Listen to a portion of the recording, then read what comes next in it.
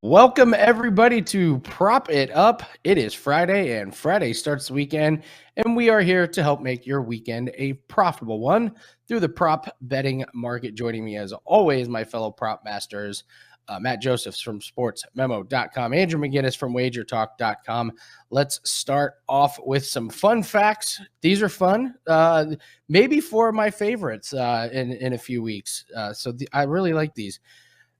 Fun fact number one, the Vikings have 3 rushing touchdowns all season, and Dalvin Cook only has 2 of them. So the Vikings are the worst team in terms of scoring rushing touchdowns.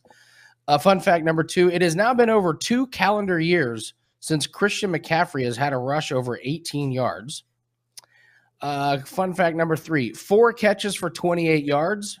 That is Odell Beckham's career postseason stats. 4 catches, 28 yards.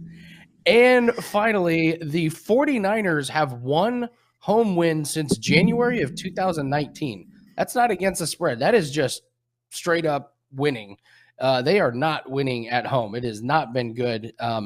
So take that into account when you're looking at some of these San Francisco games. San Fran has absolutely no home field advantage. So, all right, joining me as always, my 2 favorite prop bettors, Andrew McInnis, WagerTalk.com. Andrew, how's the week been for you so far?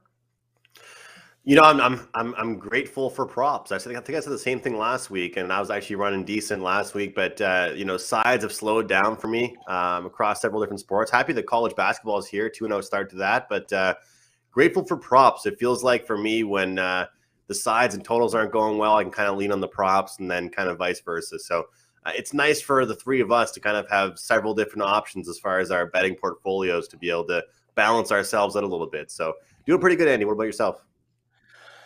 Doing really good. Very exciting for some of the news coming out about some of the new states that are getting licenses. So we're just going to have more and more people coming into the prop betting world, which is great for us and great for the industry. So very, very excited about that. Matt Josephs from sportsmemo.com. Matt, I know you got a busy weekend coming up. How's the week been for you so far this week? When Justin Tucker's missing field goals, you know it's going to be a rough night, and it certainly was. The NFL props haven't been the best, full transparency, but college basketball, we've hit 5 in a row. We've had 4 straight winning Saturdays in college football, approaching 60% winning percentage in the sport, so that's really good. And looking forward to doing it once again. College basketball has been a lot of fun so far. Awesome stuff, Matt. I'm going to stay with you. Let's talk about some college sports. Talk about some college football team totals and just some early thought. Very early in the college basketball season, but hey, it's a good time as any to start getting some thoughts and maybe some props. So talk to us about the college sports, football and basketball right now.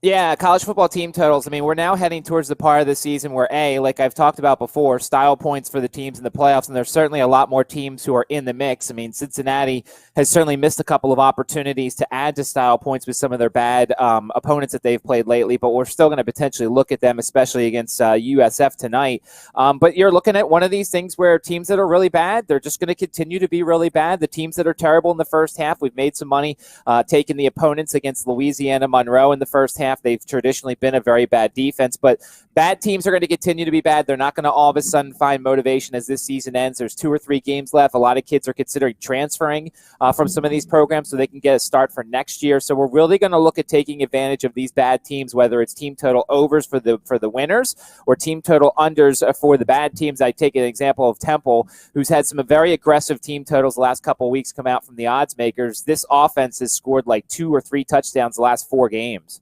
So this is a team that's kind of given up. Their best wide receiver just entered the transfer portal. They've got Houston this weekend at home. I think I saw the team total was 14.5. We're definitely looking at the under there.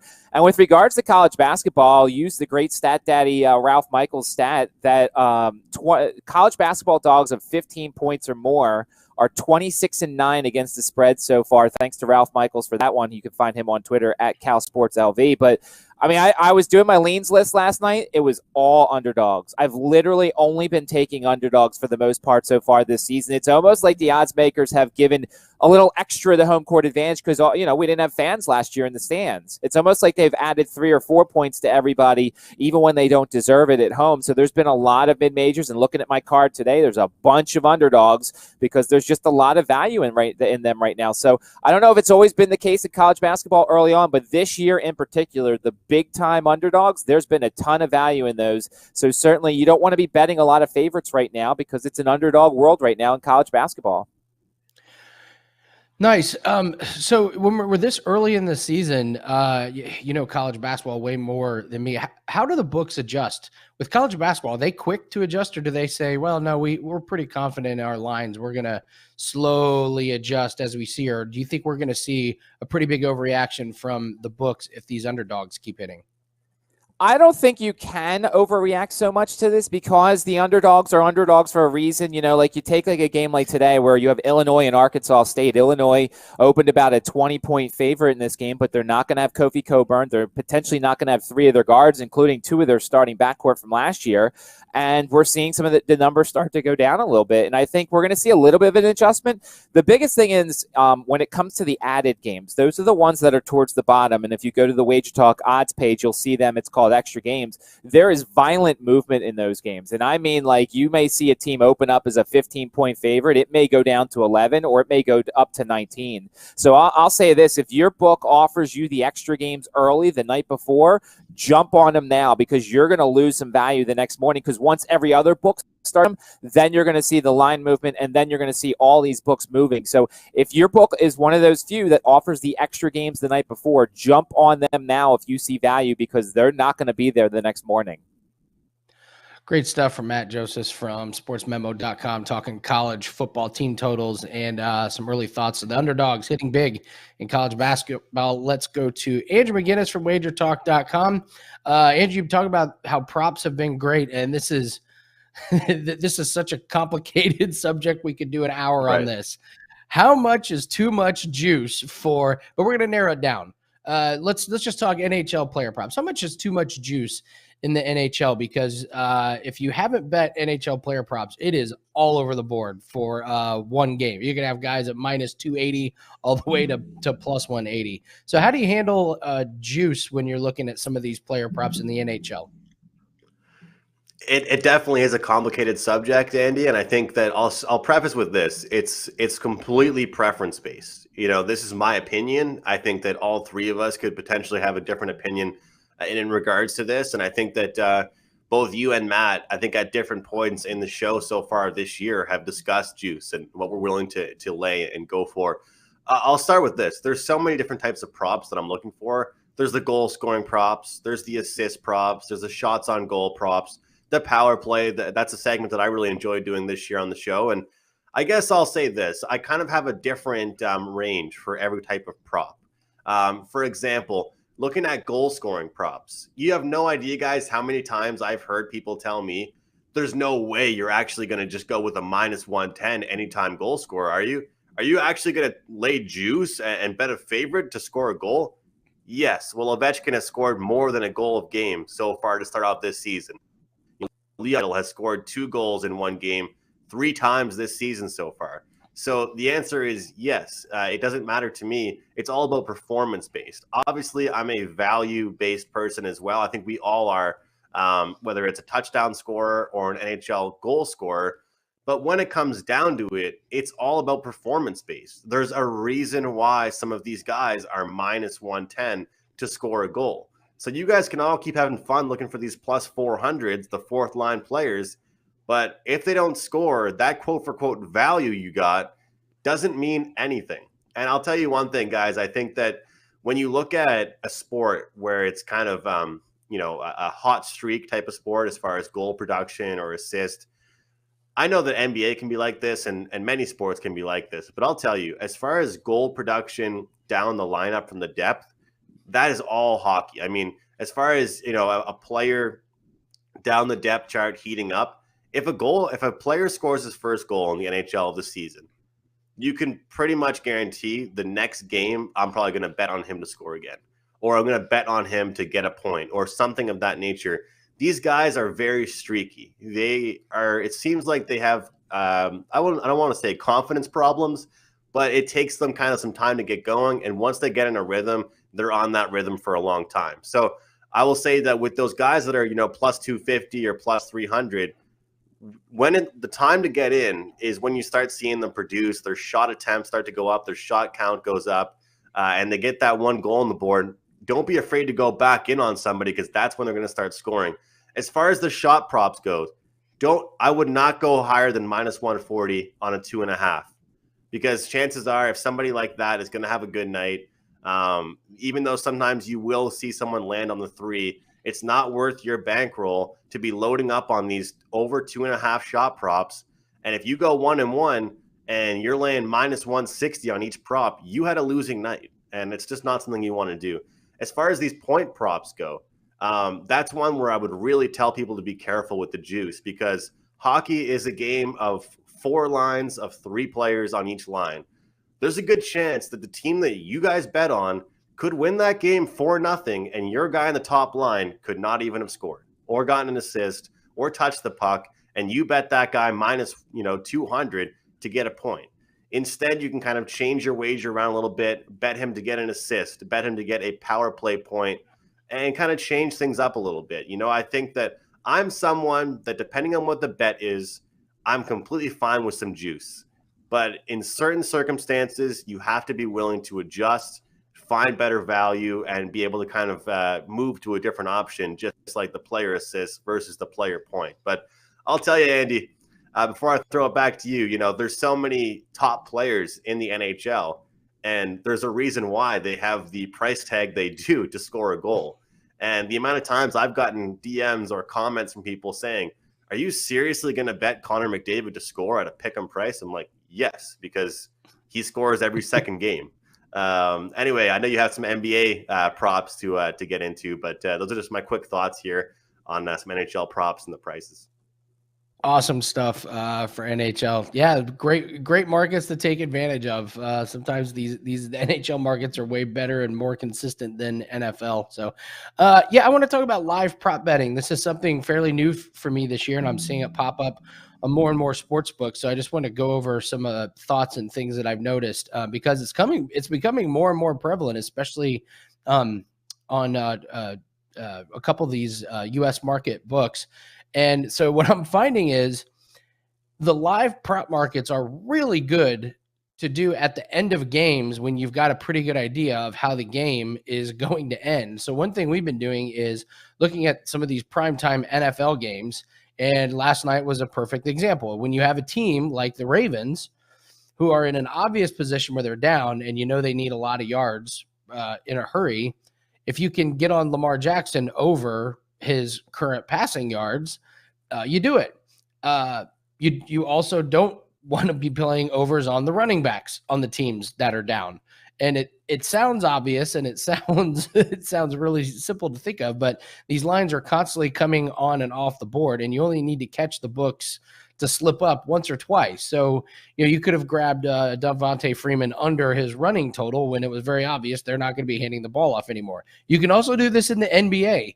Keep an eye on some of these NBA games where a team is down, 15, 18, 20 points, and you're getting around that 6-minute mark in the fourth quarter where the coach is getting ready to pull all of his starters, and you can grab some unders because they're going to the bench in the next minute. So if you get some of these big name guys in blowouts, whether they're ahead or whether they're down, take some of these unders when the game has been decided and the coaches are getting ready to bench all the starters and bring in the subs. So this will be something that I'll just keep working on and keep tweaking, but that's been working pretty good for me. And that theory about waiting till the end of the games has worked for me over the last few weeks. So I'll keep everybody available up to Andy, speed. Mainly at like timeouts and stuff, or timeouts or like commercial breaks, or can you catch those, at the free throw line and stuff like that?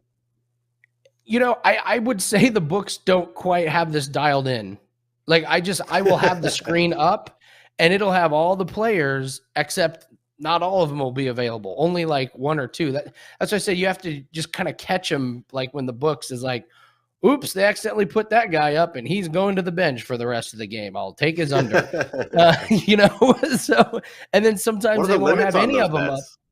What's that? What are the limits on some of these bets? Oh, it's not I haven't gotten that high up because I haven't been playing them very big because I'm in the experimental stages of it. I don't want to go Right. go in and walk out with a 2-8 live betting night in the last 2 minutes of the Monday Night Football game.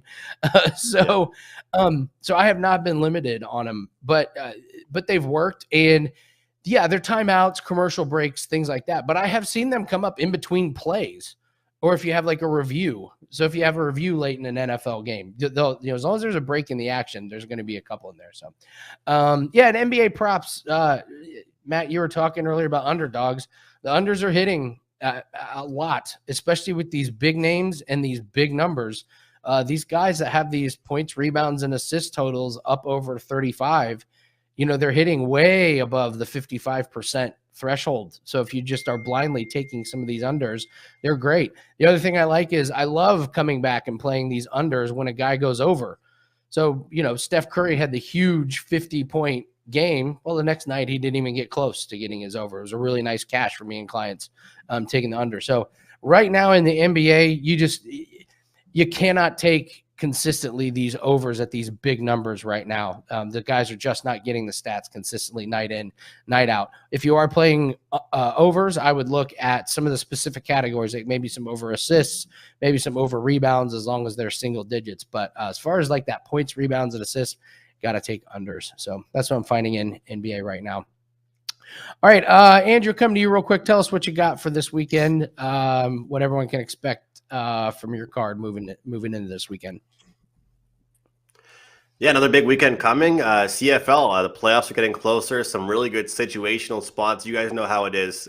Some teams that are really, already have their buys and that kind of stuff. They're resting players. Certain teams, they're fighting for certain playoff spots. So lots of great situational spots. Football, diving in pretty heavy with the college basketball, but to the research, I guess, just one play a day. 1-2 plays max per day for me as far as college basketball goes. NHL's in full swing. Saturday, I always say, is the best card of the week, usually jam-packed card. And with Saturdays, I'm never really releasing just one play. It's always a huge package that contains sides, totals, and props. And we're going to have some early leans for UFC as well. So I'm super excited about the next couple events here for UFC. That one was amazing that I hyped up last week, and I'm sure you agree with that, Andy. Had a 4% winner in the UFC. I have a promo code AM49, 3-day all-access code for $49. Looking forward to a really exciting weekend, and I'll try and cash some winners, guys. Yeah, great stuff. We got a pretty strange UFC card. It starts early, and we have some names that a lot of people have not heard of. It should be good. Matt Josephs from sportsmemo.com. Matt, I know Saturdays are huge, and now we just throw college basketball on top of everything. So tell us about your busy weekend coming up. Yeah, you're right. It's going to be a busy one on Saturday, and we put a lot of work into our Saturday cards. We've won 4 straight Saturdays. I was number 1 last year in Sports Memo. I think I'm now number 3, so I'm moving up the charts here. We're going to hopefully do well once again in college football and college basketball. We had a 5-5 first day, 5-0 since then, the last 2 days. And look, we all want you to join us for a day, but I feel like you need to join me for 7 days because a lot of times when I take these games, they move, and I can't really sell. I don't believe in selling stale lines. So I want you to get the best numbers like when I get the best numbers.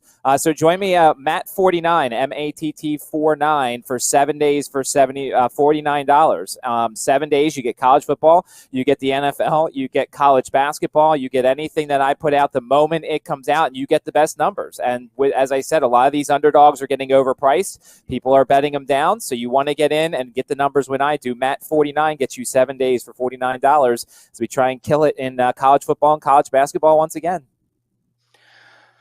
Great stuff. I'm Andy Lang from WagerTalk.com. I've just got my standard weekend. We've got NFL props for week 10 that are up, and then we'll have our Saturday card with golf. Probably have a lot of NBA tonight and tomorrow. NBA props, I got to say, if I'm promoting anything for myself, what's running good right now is NBA props. So 1-1 last night, but that was like one of the that was not a good night based on what we've been doing recently. So we're up over 30 units in NBA props. So if you guys are just looking for what I'm running hot on, it's NBA props, and we'll have those tonight, tomorrow, Saturday, Sunday. So, all right, let's get into the NFL. We each pick a game to go over, and it's becoming very, very clear what game we all are going to pick each week. Matt is going to have the Eagles, Andrew's going to have the Packers, and I'm going to have the Colts. So, Matt, I'll start with you. Talk to us about the Eagles and Broncos from a prop perspective on this game.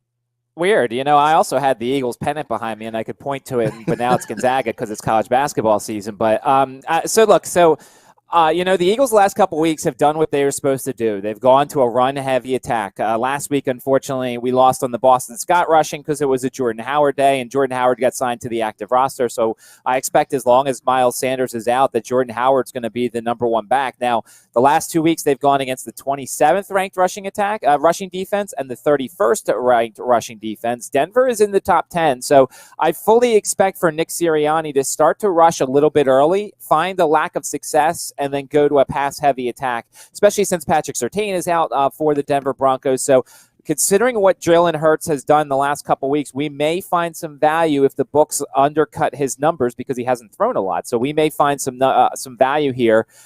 He has not thrown the ball a lot. I think my guess is, and it's been hard to guess what Nick Sirianni is going to do, I think he's going to run it early. I think he's going to find a lack of success there, and I think Jalen Hurts is going to throw the ball. With regards to Denver, everybody is completing passes on Philadelphia. I think I saw the stat that AFC West quarterbacks, Mahomes, Carr, and Herbert, have an 82% completion percentage against the Eagles so far this season. They're not throwing it deep. The Eagles are not allowing teams to get beat deep, so you may want to look at Teddy Bridgewater's noodle arm under longest passing yards in terms of its longest completion. The Eagles just aren't getting beat deep. Herbert had that one pass to Mike Williams, and I don't think Bridgewater's got a very good arm. With regards to the running backs, we may find some success from one of them, but it's hard to figure out if it's a Gordon week or if it's a Williams week. Everybody's just moving the ball on the Eagles, so I think that you're going to find Teddy Bridgewater is going to have a lot of short completions, which is his game, and I think he might beat him deep for one, but I don't know if it's going to be deep enough for that number. So I'm looking at under on Teddy Bridgewater's longest completion, and we're looking for some value potentially on Jalen Hurts' numbers, especially if the books hang him low after the last 2 weeks when they really haven't had to use him very much. Did Teddy Bridgewater park in your parking spot or something with so much just assassinating Teddy Bridgewater this morning? Noodle. I've learned about Matt when he gets going on a player, he just rips that player apart, just destroys that player. I don't think I really ripped him apart. I'm just saying, is Teddy Bridgewater not the king of the 8-yard completion? That's what he is. And so I think that's what he's going to keep doing, especially against an Eagles team that likes to give up 8-yard completions. Baker Mayfield and Mac Jones would like a word with you about the dink and dunk. But I'm in complete agreement. I actually, to piggyback, I thought you were going Teddy Bridgewater maybe over completions. That was actually where I was going to start looking, just because you get those dink and dunk type passes. Unfortunately, I was on the wrong side. I had Brissett over his completions because they do a lot of those short passes. He was well on his way and then, gets hurt. But I like where you're going with that, Matt. Good stuff on the Eagles and Broncos. All right, Andrew, Seahawks and Packers. Wow, what an interesting game. We got Russell Wilson. We got Aaron Rodgers. And this game is loaded with popular fantasy superstars and props. So there's a lot to unpack here. No pun intended, unpack there. So talk to us about Seahawks and Packers. What do you got for us? Knowing you, Andy, that pun was probably intended. I wrote it last night. I did. We'll pretend it wasn't. But I figured I would join the train this week and not steal the game you selected prior, and actually decided to just talk about my team because you guys do a great job of doing that. Last week and the week before that, I kind of just gave out 2 picks on the game and 2-0 last week. So I'm going to do the exact same thing here this week. This time I'm not really going deep down the depth chart. I'm kind of keeping it simple. But I'll say one thing here. Everybody and their cousin are going to be like, Rodgers is back, motivated Rodgers. We got to load up on all of his props. It's going to be a huge – that's not me. I think it's going to be a good game. I'm looking forward to watching it. I think that whether you want to call it motivation, I think that he's going to be fine out there. I think Matt LaFleur is actually going to kind of – I don't want to say ease him back into the offense, but he's going to want more of a balanced attack. Let's be honest, that offense struggled last week. That's not really a a shocking statement to make. It was horrific to watch. And when I look at this game in particular, I'm looking at Aaron Jones here, who hasn't, his over-under is 59.5 for rushing yards, hasn't gotten there in 3 weeks. But I'm looking at him to kind of reestablish the run game in this game here against a Seattle team that ranks in the bottom quarter in rushing yards against per game. They're 26 in the league, actually, in rushing yards against per game. And when you look at really what the strategy was last week for them, I felt like it almost became too obvious that they had no faith in Love, that Love he didn't have it. He looked nervous. He lacked confidence. And, people were joking around on social media saying, I don't know why Rodgers was so mad they drafted him. This is his security blanket. I mean, there's no way this guy's going to start over Rodgers in any game. And I mean, it proved to be a thing. But I think in this game in particular, everyone's going to load up on these Rodgers props and think it's going to be an over game, a huge shootout. I think this game's actually going to be controlled on the ground. Lots of run, at least from the Packers standpoint. So I'm on Aaron Jones, over 59.5 yards. And Russell Wilson is back, so you know who I'm targeting on the Seahawks, his good pal, DK Metcalf. You look at what DK does when Geno Smith is behind center, and you look at what DK Metcalf does when Russell Wilson is behind center. Mix in the injuries to the secondary. Packers are still banged up. They're still healing. They're close to getting there, close to getting healed up, but they're not quite there yet. And they're giving up yards downfield. And with DK Metcalf, we all know he's someone that I like to look for yards, not receptions. 1 or 2 big plays could be the difference here. Over for his receiving yards is 70.5. And I'm on it here with big Russ Wilson back in the game. So should be an exciting game, looking at running props for the Packers, receiving props for the Seahawks here, and over 70.5 there for DK Metcalf. Good stuff on the Seahawks and the Packers. I am taking a look at the Colts and Jaguars. One thing that's interesting on this game, the Jaguars, they allow less than 4 yards a carry on the season. So they've consistently been good against running backs. And Jonathan Taylor has been just an absolute monster. If you own him or played against him on any fantasy teams, you're well aware of that. I've been playing him on the rushing and receiving props because he's doing it on both sides of the ball, except sometimes it can be hard to figure out which one. But he's gotten over in multiple games in a row. But I would be cautious about taking Jonathan Taylor only his rushing because Jacksonville has been so good. The other thing that's happening, and Matt, you've noticed this too. Carson Wentz is throwing touchdown passes. If they keep throwing out that 1.5, you just take the over. And Andrew, we talked about juice earlier. I'm willing to lay juice on that because he's been so consistent with it. Pittman is becoming a really good red zone target. And Jonathan Taylor is becoming a good red zone target out of the backfield catching passes. So Carson Wentz has had 2 touchdowns in a lot of games, sometimes 3. So I would look at that. And I really think that they are going to attack Jacksonville through the air a little bit. I think Nyheim Hines could be a sleeper for a pretty decent day if he catches passes. But the Colts can do it in a lot of different ways. Frank Reich he's really good at designing game plans for this. For Jacksonville, I mean, Trevor Lawrence is just not throwing the ball for a lot of yards. Sometimes some of these games he has a lot of attempts, but that's not equating to a lot of yards. But the Colts defense, not great against the pass. It could be a sneaky way to take Trevor Lawrence over his passing yards, but in order to do that, you have to have a lot more guts than me. Looks like we'll have James Robinson. You can run a little bit on the Colts. You can get yards. You just have to worry about Darius Leonard forcing fumbles. So you have to hold on the ball tight, but you can get yards. So I will probably be back on James Robinson if he's a full go into that. I can't trust any wide receivers in the Jacksonville game. Pittman would be a good one to look at to score a touchdown if he's plus money. I think that could be a good one over the next few weeks based on how Wentz is throwing multiple touchdowns every week. So that's Colts and Jaguars. My best bet in that would be recommending to look at Jonathan Taylor over rushing and receiving so you get both categories. He's been breaking long ones. So, all right, guys, let's do some best bets to close out the show. Matt, I'm going to go to you first. Give us your best bet. I love this one. You've mentioned this team a couple times on here, so give us your best bet. All right, so I'm going back to my bread and butter here. One of my favorite things is to play the Academy first quarters, and whether it's the overs with Navy or the unders with Army and Air Force. And this week it is the under for 9.5. It's an odd number. It's a good number because obviously you can't get a field goal and a touchdown here, but it's the under 9.5 first quarter points for Air Force and Colorado State. Colorado State gave up their first points in the first quarter last week against Wyoming. That's right. They gave up their first points in the first quarter last week. They've only allowed 7 all season.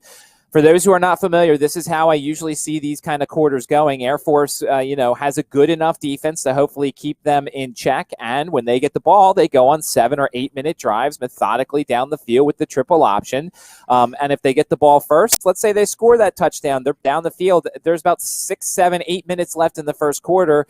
And then all they have to do is get a defensive stop, hopefully a punt, and then they have to work their way down the field. They don't take they take a ton of time to let their offense go. So I'm going to take a shot here under 9.5 points in the first quarter for Air Force Colorado State. The one thing that will kill this thing is any sort of turnovers, but Air Force doesn't turn the ball over a ton. Colorado State doesn't turn the ball over a ton. So we'll see what happens, but under 9.5 points the first quarter between Air Force and Colorado State. What an incredible run by Colorado State. What a great stat. That's so amazing to only allow their first points last week. All right, Andrew, you're going to take a look at, he's got to be the most surprising guy in the NFL this year, the out of nowhere, to give us your best bet. Yeah, I mean, this is one that I think that if you're betting NFL props, you got to notice this one. You got to be on this one by now. Cordarrelle Patterson, over 42.5 receiving yards. This is a player that leads the team in receptions and rushing yards, has 163 yards receiving over his last 2 weeks while Calvin Ridley is out. And you guys know that I told you I've had more success betting props on teams that are underdogs against the spread. Obviously, the reason being, I think they're going to be down in this game. They're going to have to come back. They're going to be a pass-heavy team this week. This is a Dallas Cowboys team that gives up the 6th most explosive pass plays in the league. And looking at with Patterson receiving at least 5 targets in each of his last 7, in those 7 contests, at least 5 catches in all of those. So this is the thing. When I look at a player like him and you find a trend like this, you have to find out when it's going to fall, when it's going to drop, and when you think it's going to slow down a little bit. I'm disappointed in myself, guys, for getting on this train a little bit late. I started on it last week. Cordarrelle Patterson, over 42.5 receiving yards. He's an interesting player, lines up in the backfield, leads the team in both receiving and rushing. He's a lethal weapon, and we got to take advantage of this number because every single week, and even right now, this number continues to climb. So Patterson, over 42.5 receiving yards for the Falcons this weekend. I'm going to go back to one that's been very good for us over the last month or so. Josh Allen, over 34.5 yards rushing. First off, Zach Moss is still dealing with a concussion. He was in non-contact practice yesterday, but Josh Allen is arguably their most productive runner right now. Last week, 5 attempts for 50 yards. Week before that, 8 for 55. He went under the week before that, but before that, 11 rushes for 59. Before that, 6 for 41. And several times he can get over this number with just 2 runs because he's had multiple runs over 20 yards, even had a 34-yard run against Miami. So a lot of times he hits this play early. They love him running on the first drive. So, and he does it against bad teams and good teams. So, just because they're playing a team that struggles, don't think he can't rush over. They're not scared to send him up the middle or send him outside. So this prop keeps hitting, and the books have not adjusted a whole lot. His number has been pretty steady on this rushing, but he's hit it in 4 out of 5 games. I think he does it again. So I'll take Josh Allen over 34.5 yards rushing. Quick recap of our best bets for this week on Prop It Up. Matt Josephs from sportsmemo.com gave us Air Force and Colorado State under 9.5 points in the first quarter. Andrew McInnis from WagerTalk.com gives us Cordarrelle Patterson over 42.5 yards receiving. Just amazing that he's going to be mentioned with guys like LaDainian Tomlinson on guys who led their team rushing and receiving. It's the all-time greats. Yes, Cordarrelle Patterson. And for mine, I'm going Josh Allen over 34.5 yards rushing. So thanks for joining in, guys. We really appreciate it. Don't forget to hit the subscribe button and click on that bell. Get notified when Prop It Up comes on. Special thanks to Andrew McInnis from WagerTalk.com, Matt Josephs from SportsMemo.com. I am Andy Lang from WagerTalk.com. Have a great weekend. Make it a profitable one, and we will see you next week on Prop It Up. Would you like to bet $20 and win $100 at BetMGM regardless of your wager's outcome and get $100 in free wager bucks? Just go to wt.buzz/MGM for more details and find out if you're eligible for this amazing offer.